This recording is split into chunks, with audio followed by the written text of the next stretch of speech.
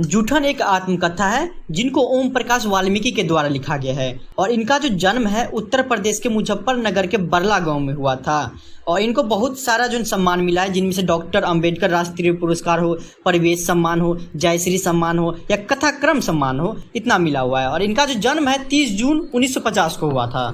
इस आत्मकथा में बाबू वो अपने बारे में बताते हैं कि किस तरीके से पहले के लोग छोट जात सबको जो है ना काम करवाते थे और उनको पढ़ने लिखने नहीं देते थे और बड़का जात सब क्या उस पर दबाव डालता था ना। जब ही आपको आत्मकथा पढ़िएगा तो आपका रूह कांप जाएगा। बहुत ही मजेदार है, समझ में तो ऐसे ही आ जाएगा कि छोट जात पहले किस तरीके से जिंदगी बिताता था। चलिए स्टार्ट करते हैं, लेकिन सब चैप्टर की तरह ना इस चैप्टर को भी शुरू से जानते हैं। लेखक ओम प्रकाश वाल्मीकि जो थे वो दलित परिवार से थे, अर्थात के छोट जात से बिलोंग करते थे। तो वो पढ़ने के लिए अपने ही स्कूल के गांव में जाया करता था। तो एक दिन जो है उसका हेड मास्टर कलीराम था, उसका दहशत पूरा स्कूल में था, इतना खतरनाक था। वो उसको कमरा में बुलाया। क्या नाम है बे तेरा? ओम प्रकाश।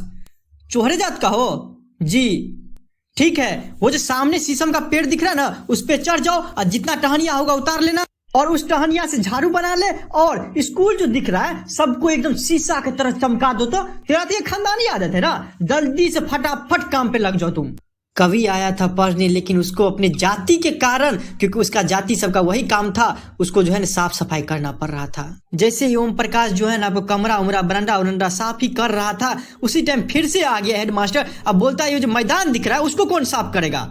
स्कूल का ग्राउंड ना कितना बड़ा रहता है, तो उसी पे कभी बोलते हैं कि उस टाइम मेरे वजूद से वो कई गुना बड़ा था, लेकिन हमारा भी मजबूरी था, हम भी कुछ कर नहीं सकते थे। मेरा कमर दर्द करने लगा, धूल पे पूरा पूरा जो है मिट्टी सब बैठ गया था, सिर एकदम फटा जा रहा था, मुंह के अंदर जो है धूल सब घुस गया था। बाकी बच्चा जो था ना वो पढ़ रहा था और हम जो है मैदान में झाड़ू लगा रहे थे। उस दिन हेडमास्टर तो पढ़ा रहा था, लेकिन नजर जो है ना हम ही पे टिकाए रखा था। मैं पूरा दिन झाड़ू लगाता रहा।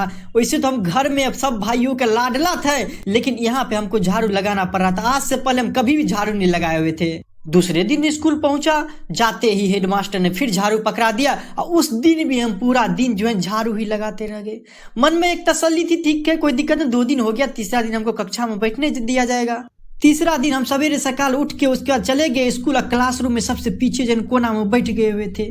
थोड़े ही देर बाद जब हेडमास्टर फिर से आया पढ़ाने के लिए, तो एक त्यागी लड़के करके था, वो चिल्ला के बोला, सर मास्टर साहब वो कोने में देखिए बैठा हुआ है। जैसे हेडमास्टर का नजर हम पे पड़ा, एकदम गर्दन दबोच लिया, 2-3 थप्पड़ दिया, पटक के आपको बरामदा पर फेंक दिया। ऐसा लग रहा था जैसे कि भेड़िया बकरी को नहीं दबोच लेता है, उसी तरीके से हमको जान से ही उस दिन लगता था मार देगा। और चीख कर बोला था, जा लगा पूरे मैदान में झाड़ू। हम डर जाते थे उनको देख के, बच्चा थे, करेंगे तो करेंगे क्या। फिर वही शीशम का झाड़ू जन उठा लिए और उसी तरीके से हम फिर से झाड़ू लगाना शुरू कर दिए। आंख से आंसू बह रहा था, रोते रोते मैदान में झाड़ू लगा रहे थे और सब बच्चा जन मास्टर सब जो है खिलखिला के हंस रहा था, हम झाड़ू लगा रहे थे, रो रहे थे।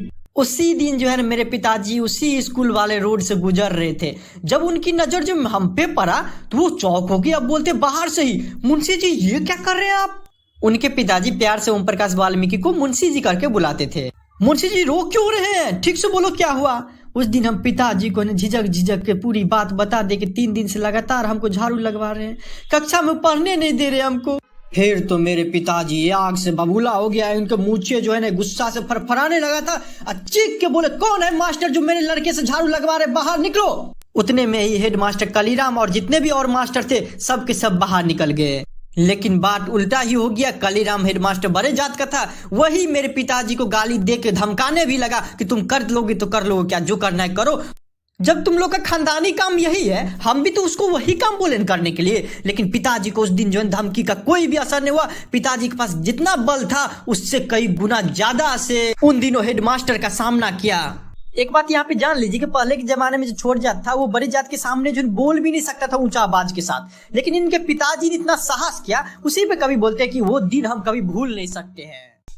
उसके बाद कभी ना दूसरा भाग में अपने परिवार के बारे में बताते हैं, बचपन में उसके परिवार के बारे में कि उनकी बहन हो गई, बड़ी भाभी हो गई, जसबीर हो गया या बड़ा भाई हो गया या फिर पिताजी हो गए। वो सब क्या करते थे कि जो बड़ा जात का था ना, या हिंदू हो या मुस्लिम हो कोई भी हो, उसके यहाँ जाता था और उसका जो भैंस सब रहता था वो, या फिर जहाँ पे मर्द उर्द बैठता था उस जगह पे साफ सफाई का काम करता था, ठीक ना। और क्या करता था, भैंस सब जैसे गोबर दिया, गोबर को गांव से बाहर भी फेंकना रहता था तो उसके मम्मी पिता पापा सब वो काम सब, भाभी वाभी सब पूरा फैमिली वही सब काम करता था उसका। अर्थात क्या, ये जो जिस जाति से बिलोंग करते थे चूहरे का, उसका काम सबसे छोटा निचले हिस्सा का रहता था, ठीक है, साफ सफाई का करना था। तो पूरे परिवार का लोग उसी में लगा रहता था। अपने भैया के बारे में बोलता है क्या कि वो सिर्फ एक मतलब वार्षिक नौकर पे काम करता था सुखवीर के यहाँ जाके, ठीक ना। और इन सब के बदले उनके परिवार को मिलता क्या था, बड़का जात सब देता था कि 2 जानवर है तो 2.5 किलो देता था अनाज। और मान लीजिए 10-15 घर में ये सब काम करता था तो 10 मवेशी वाले घर में ना साल भर में मिलता था 12-13 किलो। सिर्फ सोचिए 12-13 किलो साल भर में सिर्फ मिलता था। तो किस तरीके से खाना खाता था उस चूहरे जात से। और उसके बाद जो बचा खुचा रोटी रहता था, जो कि आटे और भूसा बना के रोटी बनाता था, वो अंतिम में दे देता था इस लोग को।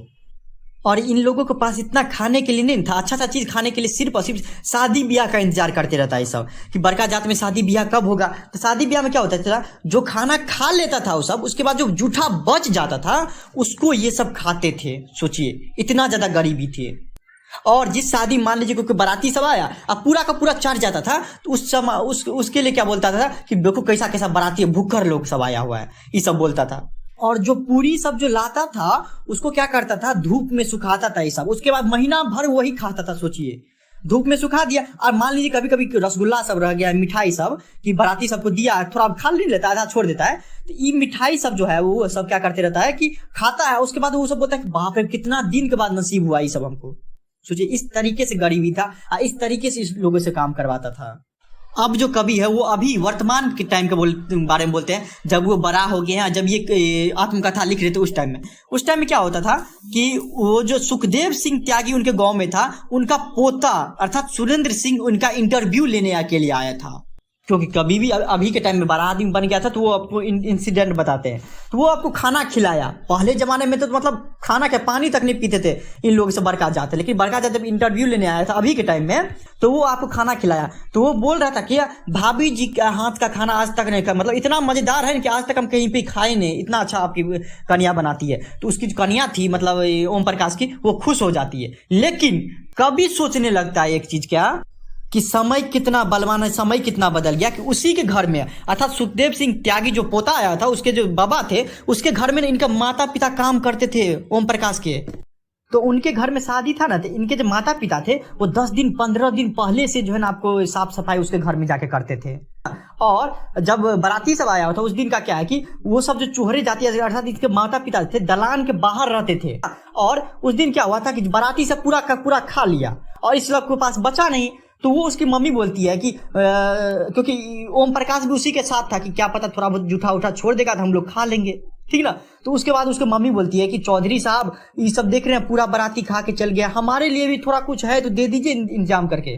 तो उसके जो पोता आया हुआ था अर्थात उसके जो बाबा थे सुखदेव सिंह, वो उसके मम्मी को बोलता है क्या, अपनी औकात में रह चूरी, उठा टोकरे दरवाजे से चलती बन यहाँ से। सोचिए तो उनको ये बात याद हो जाता है कि उनका पोता बोला कि भाभी जी आपके हाथ का खाना हम आज तक नहीं खाए, मतलब ऐसा खाना आज तक नहीं खाए। और उनके जो बाबा थे वो हम लोग के साथ कैसा बर्ताव करते थे।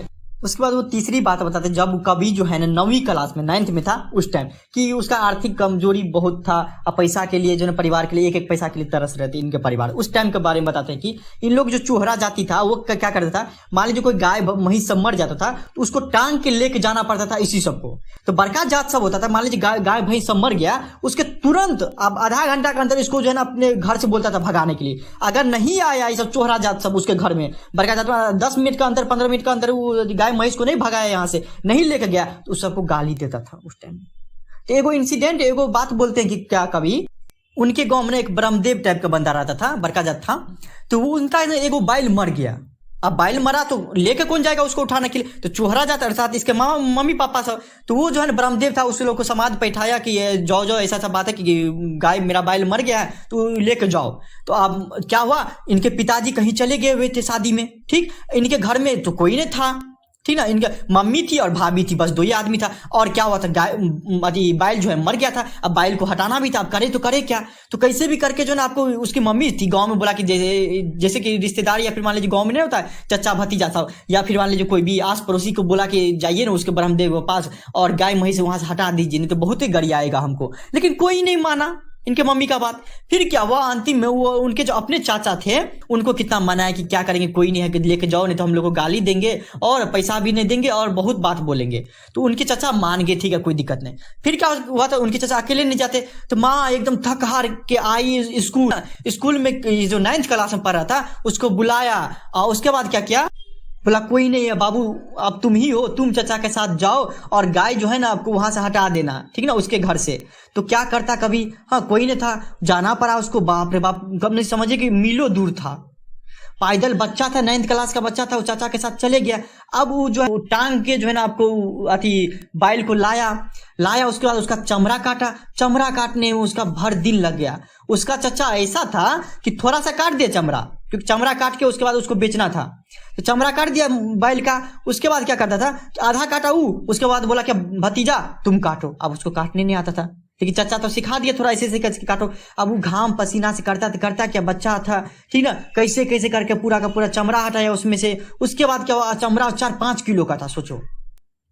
उसका चमड़ा लेके जो है ना उसके चाचा आधा दूर आ गए, आधा दूर आया। आधा दूर के बाद क्या हुआ कि बोला क्या उसके चाचा कि अब हमसे बाबू ये नहीं जाएगा, अब तुमको यहाँ से लेके घर लेके जाना पड़ेगा। अब 9th क्लास का बच्चा, छोटा सा बच्चा था, क्या करता, चाचा को बना के चाचा नहीं होगा, लेकिन चाचा माना नहीं उसका। सोचिए फिर क्या किया, वो अपने कंधा पे लिया और एकदम पैदल, आपको घाम पसीने चल रहा था, जा रहा था, रो भी रहा था, आराम से निकल रहा था, कैसे कैसे करके जो ना आपको घर पहुंचा तो एकदम मुंह लाल हो गया था, पसीना से टप टप कर रहा था। वो 4-5 केजी का जो है ना खाल वो अपने जो है पीठ पे रखा हुआ था। उसकी माँ देखी, चौक हो गई पूरा का पूरा। और उसके बाद क्या हो गया, माँ भी रोने लगी। और उसके बाद क्या किया कि उसकी भाभी जो बोली, क्या अम्मा जी इनसे ये न कराओ, भूखे रह लेंगे हम लोग, लेकिन ऐसी गंदगी में इसको नहीं घसीटो, इसको पढ़ाओ लिखाओ। उसकी भाभी बोली, जो कि उनके दिल में छू गया था, कवि के दिल में, ठीक ना। और जब कभी जो है ना आपको आ रहा था, उनको ये भी डर लग रहा था कि स्कूल के पास से जाना रहता था, तो उसको ये डर था, चाचा कैसे भी आप ले लीजिए, स्कूल पार करा दीजिए, क्योंकि अगर मान लीजिए मेरा दोस्त सब कोई देख लिया तो हमको भर दिन चिढ़ाते रहेगा कि देखो कैसा काम कर रहा है। अब पता है पहले तो रोड नहीं रहता था, थाले उले में जो है ना जाना पड़ता था। तो बोला कैसे भी करके जो है ना आपको इतना दूर स्कूल दूर पार करा दीजिए, लेकिन उसके चाचा नहीं माने। लेकिन ऐसा हुआ कि कोई उसका दोस्त नहीं देखा। इस तरीके से इसका जिंदगी बिका हुआ था। और जो गाय सब का जो खाल रहता था उसको बेचता था तो 20-25 रुपया में बिक जाता था, लेकिन उसको उसमें कुछ खर्चा भी लगता था आने जाने में, अर्थात पूरा का पूरा बात करें 10 से 15 रुपया उसको अल्टीमेट मिलता था, एगो खाल पे मिलता था, ठीक ना। और इसी के साथ इनका आत्मकथा समाप्त होता है, ठीक ना। वो इतना बारे में बताए हुए, पहले जमाने में बहुत ज्यादा छोट जात बड़ा जात था, अब तो पूरी तरीके से खत्म हो गया है, ठीक।